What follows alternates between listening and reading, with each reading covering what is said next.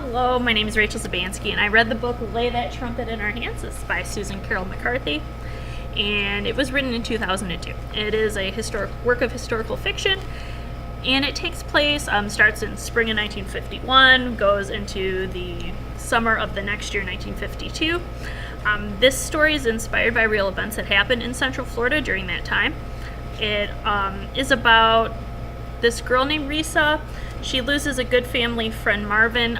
He's killed by the Klan. He's a black gentleman, and unfortunately the Klan killed him because they thought he was another person. But because of where she lives in Central Florida and because everything is connected to the Klan, there's no justice for Marvin because everybody's in on it in some way or another. So Marvin's parents, Luther and Arnetta, and Risa's parents, Warren and Elizabeth, they joined forces and decided to contact the FBI because they think maybe they can actually do something to help them and to give Marvin some justice.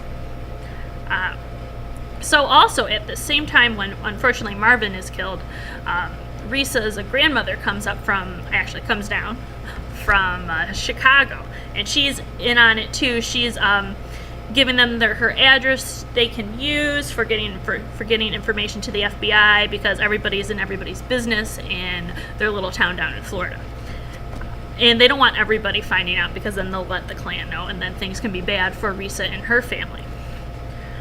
So one night too, Risa's family, they receive a Thurgood Marshall as a guest and is interested in this case because he's also working on other cases down in Central Florida, and he's working on making sure that African Americans can vote down there too, because their voting rights basically had been infringed on with poll taxes and just threats of violence if they went and voted. So in this book too, it also points out the fact that it wasn't just African Americans that were targeted by the Klan in Florida. There is an Italian family who has their business threatened, and they're threatened. They also talk about around in Miami that when synagogues were bombed and such too, pointing out that the Klan didn't just go after African Americans, it also went after Catholics and Jewish people and people who just didn't agree with them. Risa's family is different from the rest of the families in this story because they are from the north. They're not from the area, so they're kind of excluded as others as well because, their great-great-grandparents didn't live in Florida or the South. So it seems like some progress starts to be made because two young men named Samuel and Walter Lee are granted new trials in a rape case because they were sentenced to death because a white woman accused them of raping her.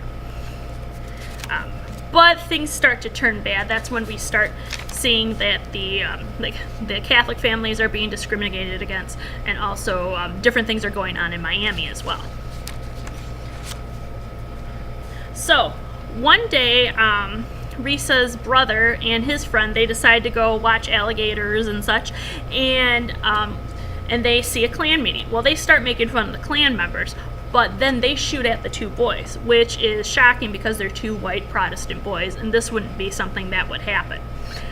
This actually leads into the passage that I'm going to read to you about what happened in the book. All right, here we go. When we get him home, Wren explains everything all over again to Mother and Dodo. Mother's eyes flick between Wren and Daddy. After Wren's done telling his story, Mother wraps him in her arms and herds him off to the bathroom to clean and mercurochrome his head. Mitchell, fascinated by Wren's wounds, tags along after them. We can hear him pestering everyone with questions, punctuated by Mother's "Hush now, Mitchell," and Wren's loud "Ow, that hurts!" In the kitchen, Dodo is fuming in Daddy's face. "Jesus H. Christ, Warren!" Dodo never swears. Daddy's clearly as shocked about it as I am. First these maniacs get away with murdering Marvin, then they run off Sal and Sophia. No doubt they had something to do with blowing out the poor Moors, and now they're taking pot shots at our own flesh and blood? This is outrageous, beyond barbaric. Are you going to do something about this? Because if you're not, I am. Behind her cat-eye glasses, Dodo's ready to explode. Mother appears in the kitchen doorway. Now what? She asks wearily. Daddy's become a boulder. Everything about him, his neck, his voice, is solid rock.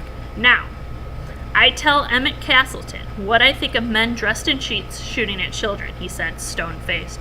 I also tell Mr. Jim Jasons that there's going to be a little fireworks at Opalaki Clan headquarters. Warren, can we talk about this? Mother pleads. We'll talk later, Elizabeth. He grits between his teeth. Right now I have a couple of calls to make. My father, the human mountain, strides toward his office off the living room. I hear him firmly, deliberately close the door behind him. What's he going to do? I ask Mother. My heart is pounding so hard I'm afraid she'll hear it. Elizabeth, Dodo says, the Klan has pushed Warren one step too far today. He's got to push back. But how? I want to know. Wishing I could stop the trembling in Mother's hands, wanting to flutter in my stomach to fly away. I guess we have to wait and see, Mother says, turning her face away from me. Dodo motions for me to leave them alone. In the living room, I find Ren where Mother left him, watching cartoons on the couch with Mitchell. Mitchell jumps up when he sees me, clutching his tummy, and asks, Are we going to eat soon, Risa? Poor thing. And all this commotion over Ren, we've forgotten supper. Run in the kitchen, I tell him. Dodo will feed you. Ren remains slumped on the couch, his eyes glued to the TV screen. The bright orange streak of mercurochrome on his head reminds me I should probably feel sorry for him. But what I really feel is mad. What in the Sam Hill were you thinking, Ren? I hiss at him, deliberately standing between him and his show. Don't want to talk about it. Of course you don't, because it's probably the dumbest damn thing you've ever done in your life. Standing on a water tower, yelling at the Klan. You heard what they did to Marvin. You know they killed the Moors.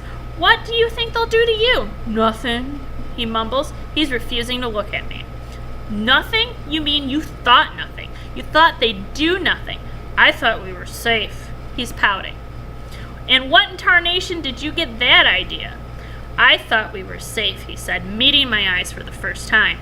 Because we're white. He hurls the words at my chest. There it is, the ugly truth that we'd been circling round in my stomach, creeping up my spine, sneaking around the edges of my mind. The bald fact that skin color, the paper-thin veil that made Marvin an easy target and gave Ren his air of invincibility, no longer matters. With the Klan's attack on 2 white boys, the rules have abruptly changed. Evil is no longer limited to Negroes, Jews, and Catholics. The Klan crossed its own hate line. Now any of us, even children, can be targeted. It's a dreadful thought, and I hold my brother completely responsible. This is all your fault, I lash. You've got Dodo about to have a heart attack, Dad on the phone saying God knows what to Mr. Castleton, and Mother worried out of her head. I hope you had your fun run, because you've certainly ruined everything for the rest of us. It was mean and hateful thing to say. I aimed for his heart. I could see by his face. I hit dead center. I'm glad and sorry at the same time, and for the first time in my life, I am quite afraid.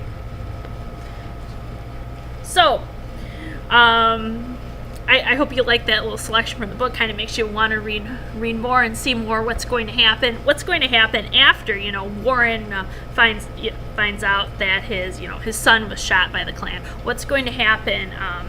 What kind of steps is he going to take? So you got to read the rest of the book to figure out what's going there. Also, I do recommend this book. This is a great historical fiction piece, especially the age group you'd use it around. I would say it would be like freshmen in high school, because at least where I am, that's when you're taking U.S. history and you're talking about segregation and you're talking about the Ku Klux Klan. The Ku Klux Klan and Jim Crow laws and all of these different things that happen. So if you want it to be a good companion piece to your social studies unit, you could use it for that. Also, if you're doing collaborative classroom activities, you can have your 9th grade English classes read this book. You can talk about the background in your social studies classes, and you can bring that together. Also, another use for this book, too, would be a good one to read like before class starts or end class starts if you want to get through the whole novel.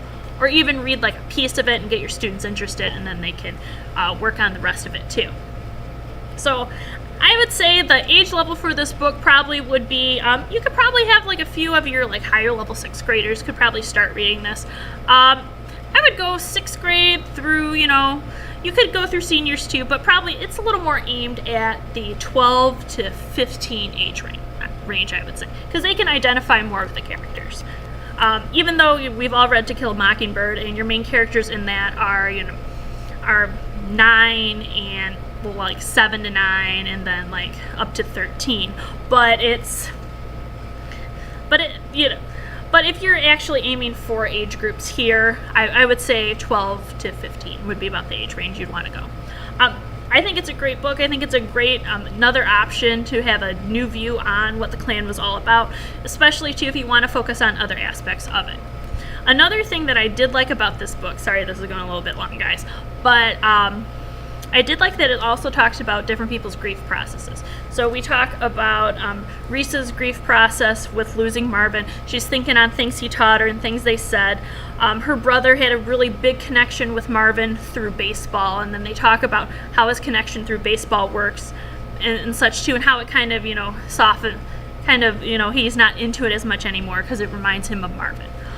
And also talks about like some of the other characters, what their responses were to grief. Like this one character, Miss Mayville, she's the old postmistress. She's cranky, she's like that cranky old biddy stereotype. She doesn't let the kids sit on the benches outside the post office because it's government property. But then you find out the kind of stress and grief that she's gone through and how she's dealt with it or not dealt with it. So I do recommend this book. It's good about a lot of different things, and it's exciting. It's a page turner. It keeps you interested. All right, thank you for listening.